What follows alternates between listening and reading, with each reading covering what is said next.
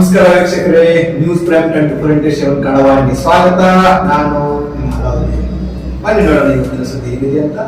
ಸರ್ಕಾರಿ ಶಾಲೆಯ ಕಟ್ಟಡಕ್ಕೆ ಬೇಕಾಗಿದೆ ಸರ್ಕಾರದ ಕಾಯಕಲ್ಪ. ಹೌದು, ಬಾಗಲಕೋಟೆ ಜಿಲ್ಲೆಯ ರಬಕವಿಬನಹಟ್ಟಿ ತಾಲೂಕಿನ ಬಿಸನಾಳು ಗ್ರಾಮದ ಹೊರವಲಯದ ಮೂಡಲಗಿ ತೋಟದ ಶಾಲೆಯ ಕಟ್ಟಡದ ಮೇಲ್ಛಾವಣಿ ಕುಸಿದು ಬೀಳ್ತಾ ಇದ್ದು, ದಿನನಿತ್ಯ ಮಕ್ಕಳು ಜೀವ ಕೈಯಲ್ಲಿ ಹಿಡಿದು ಶಾಲೆ ಕಲಿಯುವ ಸ್ಥಿತಿ ಉಂಟಾಗಿದೆ. ಸೋಮಯ್ಯ ಗೋದಾವರಿ ಸಕ್ಕರೆ ಕಾರ್ಖಾನೆಗೆ ಅಂಟಿಕೊಂಡಿರುವ ಗ್ರಾಮ ಇದಾಗಿದ್ದು, ಈ ಗ್ರಾಮದಲ್ಲಿ ಅತಿ ಕಡು ಬಡತನದಿಂದ ಕೂಡಿದ ಜನ ವಾಸ ಮಾಡ್ತಾ ಇದ್ದಾರೆ. ಇನ್ನು ಈ ಶಾಲೆಯಲ್ಲಿ 32ಕ್ಕೂ ಹೆಚ್ಚು ವಿದ್ಯಾರ್ಥಿನಿಯರು ವ್ಯಾಸಂಗ ಮಾಡ್ತಾ ಇದ್ದು, ಶಾಲೆಗೆ ಬರಲು ಸರಿಯಾದ ರಸ್ತೆ ಕೂಡ ಇಲ್ಲದಂತಾಗಿದೆ.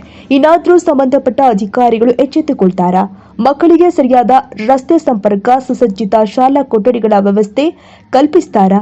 ಕಾದು ನೋಡಬೇಕಾಗಿದೆ.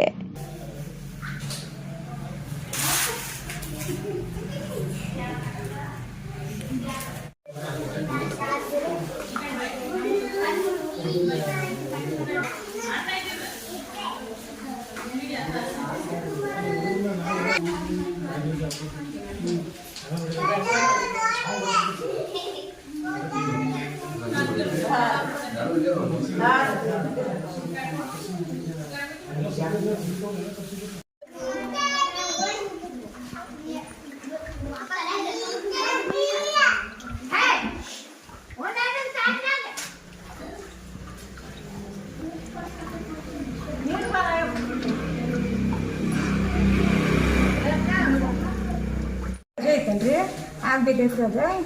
ಆಮೇಲೆ ಸರ್ ಪಂಚಾಯತಿಗಳು ಎಲ್ಲ ಕೊಟ್ಟಾರೆ ರಿಪೋರ್ಟ್, ಅಪ್ರೂವಲ್ ಆದ್ಮೇಲೆ ಬಂದ್ ಮಾಡ್ತಾನೆ ಅಂತ ಹೇಳಿ ಅಂತಾರೆ.